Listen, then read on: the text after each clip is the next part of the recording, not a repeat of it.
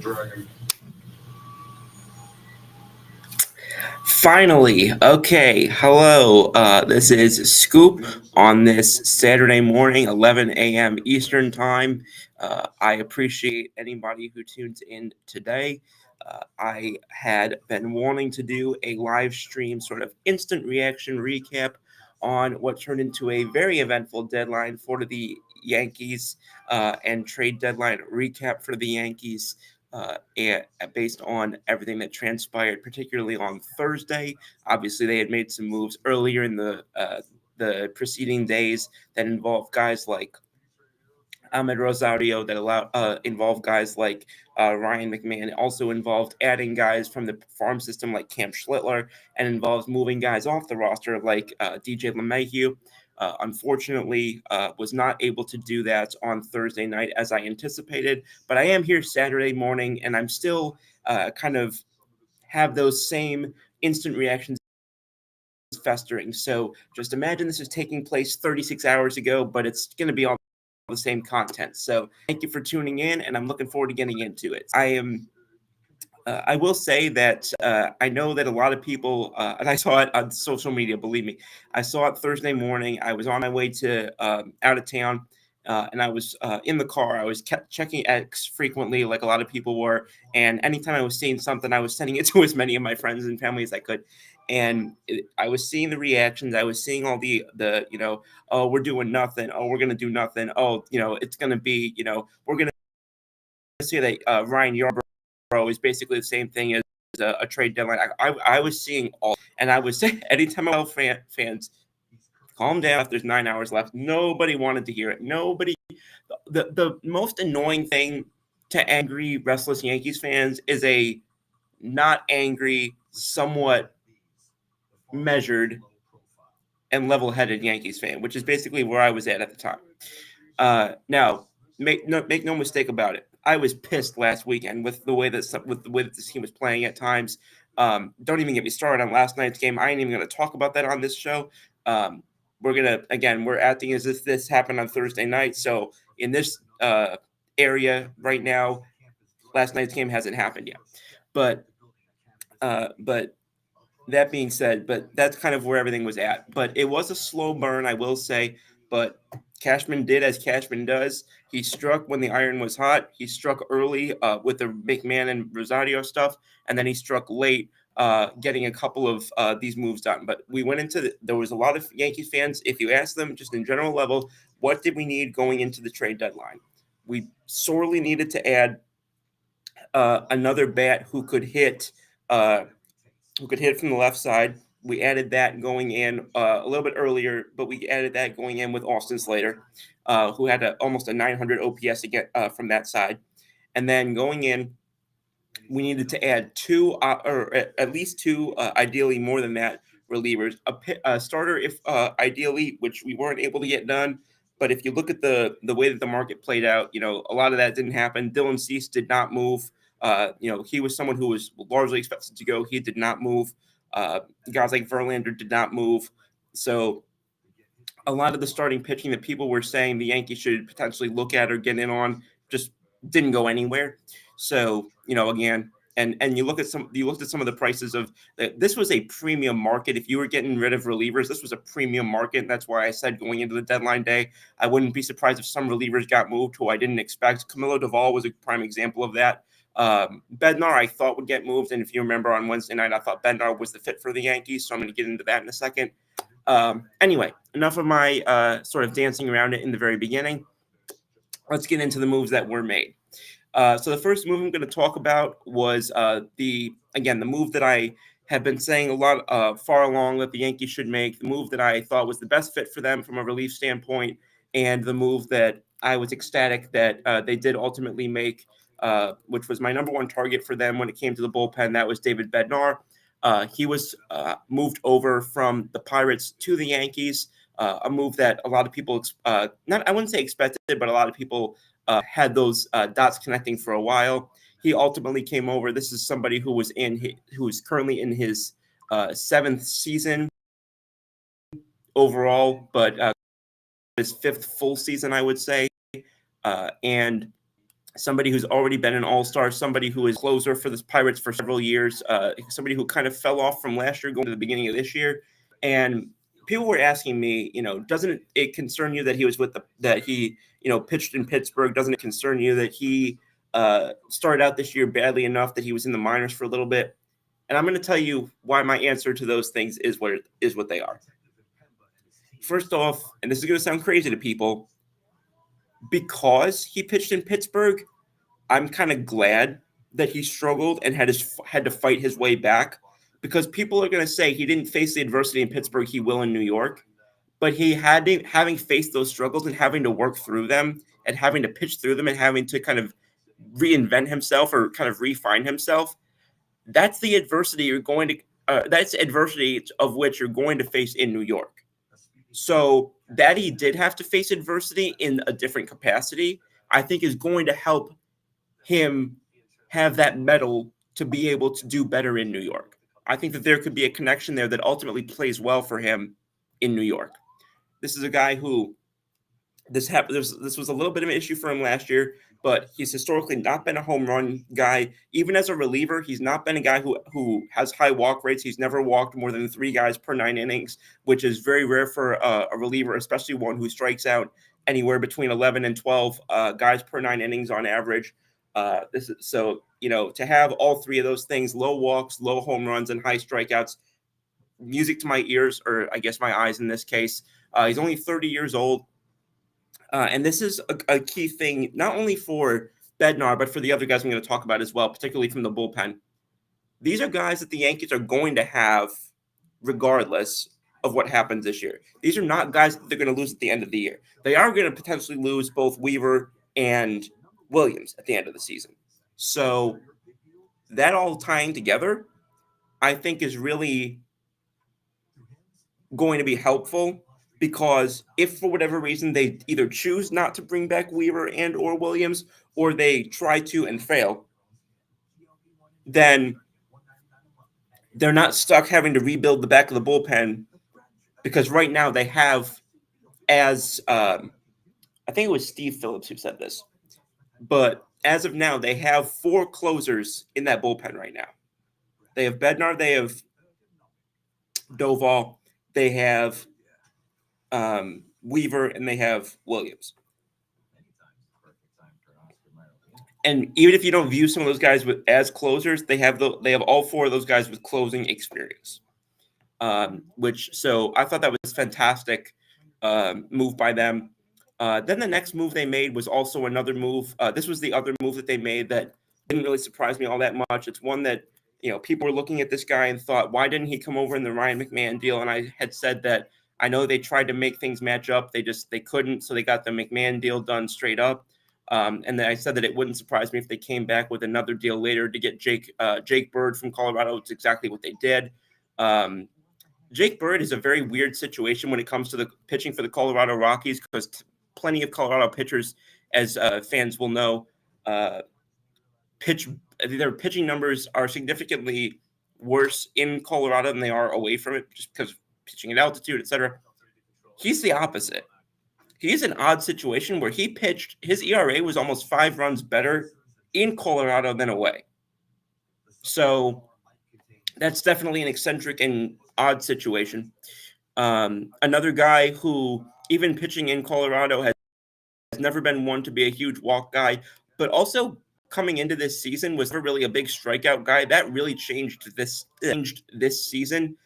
This is a guy who, anything that you look at, whether it's his batting average on balls in play, whether it's the difference between his ERA and his fielding independent ERA, any advanced numbers you look at indicate that this guy has been susceptible to some bad luck this year, will have positive regression, and will improve going forward from some of his unlucky numbers that he's had so far this season. I really liked this ad as well. It also helps the Yankees have yet another arm who's going to be under control. It gives them another weapon in the bullpen, gives them somebody who is comfortable going more than an inning, gives them somebody who, again, I think was somebody a couple of days ago I want to say it was I think it was Adam Ottavino. I know there was somebody who formerly pitched for both the Rockies and the Yankees. I want to say it was Adam Ottavino, who basically called him sort of a diamond in the rough, somebody who he thought was gonna be a steal for some contending team at the deadline. Uh, Ended up being a team for whom another team for whom Adam Ottavino pitched for both the Yankees and the Rockies, and it ended up being that Bird went from the Yankees or the Rockies to the Yankees in this deal. Now, I'll get into another time. I'll get into breaking down the 11 prospects that the Yankees gave up to make these deals. I have not done that research just now. Just to I'll be transparent on that. What I'm going through now is what the Yankees got, not what they've given up, because that just takes a lot more time, and I want to make this relatively quick. But so again, to be pitching at cores for the past 3.5 seasons and averaging under 1 home run per 9 innings, and again, like I said, those strikeout rates have really popped this year. To increase your strikeout rate and drop your walk rate, which of both of which he's done this year, has been really impressive to me. His batting average against has been pretty consistent the last 3 years, kind of hovering in that 270s range. So, I mean, obviously not great, but you can live with it with the other peripherals that he puts up.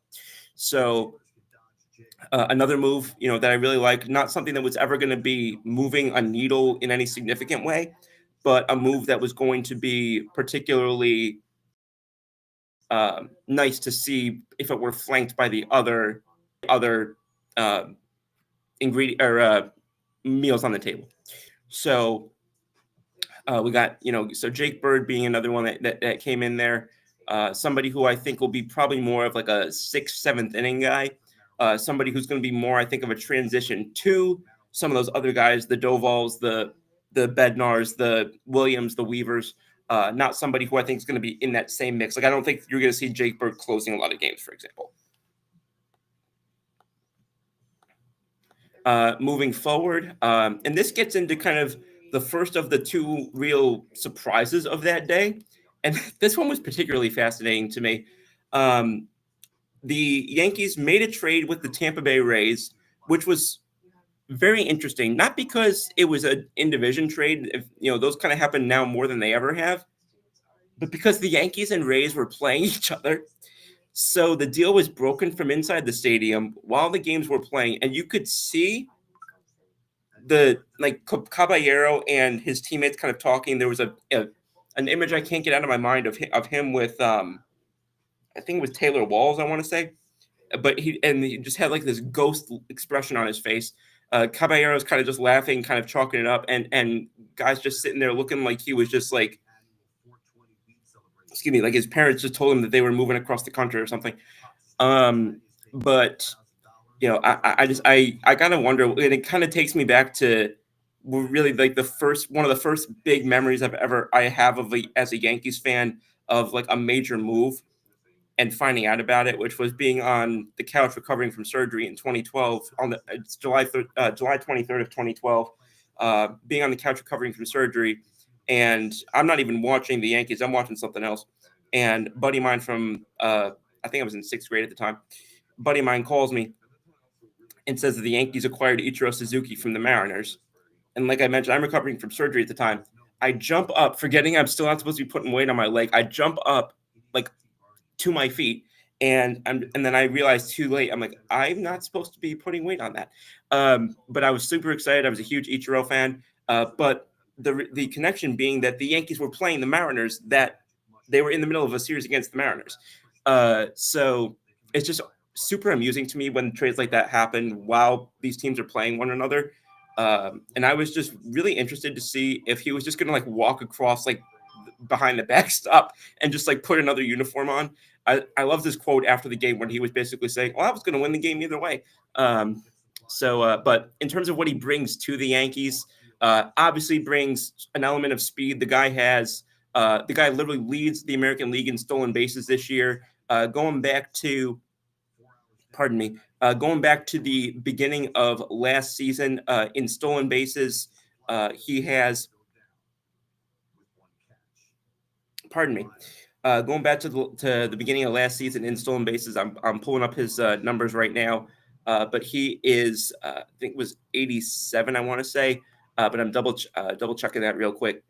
But again, somebody who is regularly in the 30 to 50 stolen base range, which the Yankees sorely need. They are consistently at the bottom when it comes to stolen bases among American League teams the last couple of years, particularly during their free fall this past season. So it's something they definitely could use that element to kind of improve themselves and kind of round out their ways that they can beat you. Like one thing that we always say about teams like the Dodgers and the Astros in their heyday was, the amount of ways that they can beat you.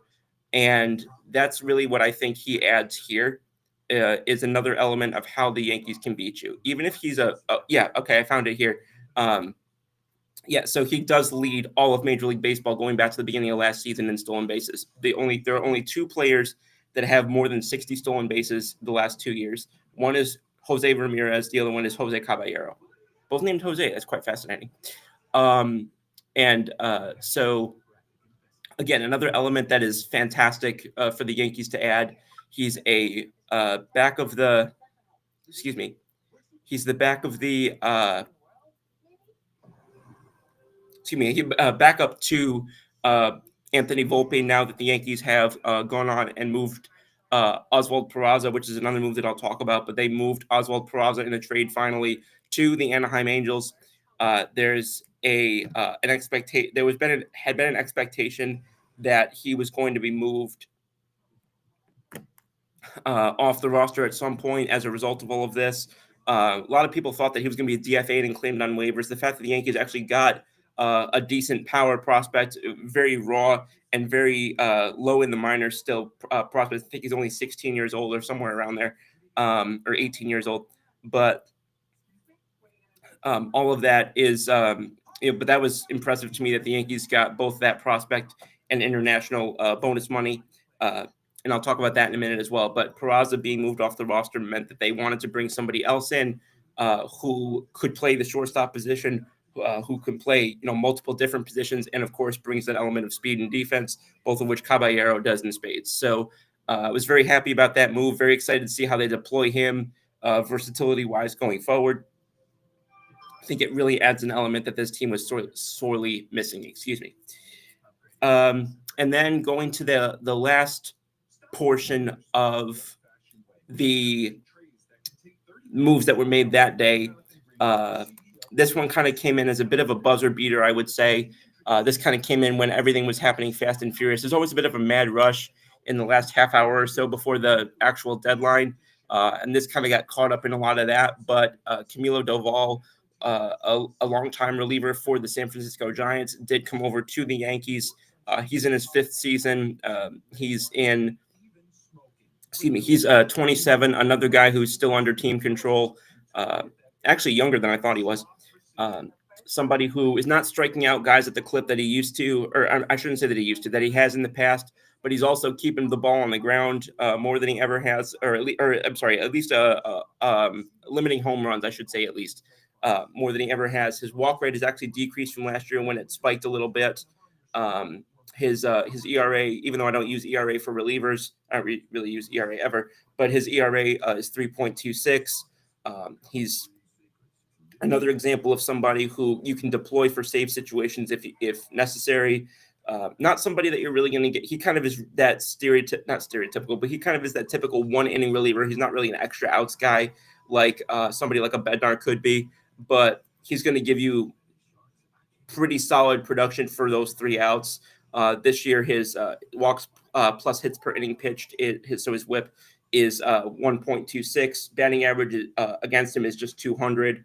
So it just he doesn't let you get the ball out of the ballpark, and he doesn't let you get beat by extending innings with runners on base. So he's a very clean pitcher. Obviously, like I mentioned, had a bit of a rough go of it about a year or so ago, but getting that the swing and miss that he's more used to. He's getting excuse me. He's able to kind of get get the swing and miss that he needs, but also He's able to kind of when the contact is made, it's typically not contact that's going to hurt you particularly significantly as well. So he's got all elements of that the Yankees really needed, and with uh, bringing in guys like Bird who aren't really super heavy fastball guys, they bring in somebody like Doval, who is a little bit more of a power guy that is kind of more of what the Yankees are used to and kind of more of what they've gone for in recent history. So that's another that sums up Doval. And now I'm going to talk really briefly about the two guys that the Yankees picked up. I'm sorry, two guys that the Yankees moved off rather. I mentioned Peraza. Peraza was traded to the Anaheim Angels. I'm still shocked that they were able to get something for Peraza, who I'm largely expected to be designated for assignment and ultimately claimed off waivers by a team and just kind of allowed to go for nothing is essentially. But no, they did ultimately end up trading him to the Anaheim Angels. Angels and Yankees love deals for particularly for infielders. This is where guys like Tyler Wade have gone in the past. Pretty sure I'm forgetting other people, but the player the Yankees acquired, is in return is outfield prospect Wilberson DePena. As I mentioned, very spotty contact, but very high upside power. Very boomer bust type player, but typically young outfielders at that age and at that level are. But they're kind of buying and taking a gamble that they can make something happen with his power potential. And again, for a guy that many people expected to just lose for nothing, this has been really nice. Jody is actually jumping in. He says Astros made huge moves. Jody says Bird's ERA since June is 17 plus. Excuse me. Okay, so I'll go back to Jake Bird for a second before I finish talking about the Peraza trade. But excuse me. But Jake Bird, okay, yeah, as you mentioned, Jake Bird, as I had said before, had an ERA that was fairly ballooned compared to what his actual production, when I say actual production, the amount of guys he struck out, the amount of walks he's limited, the amount of home runs he's limited. Having had some bad luck, his ERA has definitely gone up. As I mentioned, his ERA itself is a little bit over 5. His production has, in terms of the contact he's given up, I mentioned that he's gotten the numbers suggest that he's gotten unlucky with some of the hard contact he's given up, and some of his batting average on balls in play being 366. Again, that's typically when your batting average on balls in play is that high relative to the other things that I mentioned with his strikeouts, his walks, his home runs. Typically, that's an indicator that that's not going to be sustainable. So I think the Yankees are definitely banking on that and banking on reaping the benefits of that sort of positive regression for him. But yes, as I talked about before, his ERA is not where you'd want it to be. Cody Wild says Dodgers are going back to back. It wouldn't surprise me. I mean, we all know what a powerhouse the Dodgers are. That being said, I'm going to jump back real quick, finish talking about the Peraza deal. So Peraza is, as a lot of people know, he's a former Yankees top prospect, somebody who kind of came up and was in a lot of conversations was kind of considered in the same conversation as Anthony Volpe for a while, who I'm going to talk about later on the show tonight with my guys, but unfortunately just was never able to put it together. Injuries hurt him a little bit. Lack of path to playing time hurt him a little bit. But even last year when he did get full playing time, and even in 2023 when he did get, I won't say full playing time, but he did get at least a good chunk of playing time, his defense was always there, especially at third base, but the bat never was able to justify the defense was always his calling card, but the bat never was developing enough to justify taking that hit. And the defense was always good, but the offense was so bad that you couldn't leave him in just for his defense. Like I always say that there's positions where I'm willing to keep you in the lineup if your bat is bad to keep your defense in, but that doesn't mean your offense can't be like atrocious. Like I'm looking at last year's numbers for him. This was only 71 games, but it was the most games he played in a season. 152 batting average, 212 on base percentage, 241 slugging, so an OPS of 453. Weighted runs created plus of 26, so 74% below league average. I'm pretty sure I hit above that in 12U. So, yeah, unfortunately, they were not able to justify continuing to put his bat in there, and that's just not numbers that you can keep in your lineup, particularly if he was not going to be at shortstop. Why he was not at shortstop, that's a decision that this year I'm happy he was at third, but why he originally didn't get more time at shortstop like a couple years ago, I don't know. But again, if you're playing third base, that's typically a position where even if you want a defensive third baseman, which I do, you typically still need reasonable production offensively, and that was just far from what they were getting. So moving off of him seemed inevitable, especially since he was out of options. He was going to have to be DFA'd, and especially this late in the season, it was very likely that somebody was going to claim him on waivers. So the fact that they were able to move him, get international bonus prospect money, and at least a prospect with some upside, I was very happy with that and very impressed with that. But obviously, after this period of time, and considering what he was hoped to be at one point, was definitely unfortunate. And also, just from a human and fan standpoint, watching his press conference when he found out that he was going to the Angels and he was being interviewed after having found out, that was hard to watch as a fan. That definitely was an emotional thing to watch as a fan, at least from my perspective. And I tend to be I'm a level-headed fan, but when it comes to the human element of the game, I am more of an emotional fan. I will say that.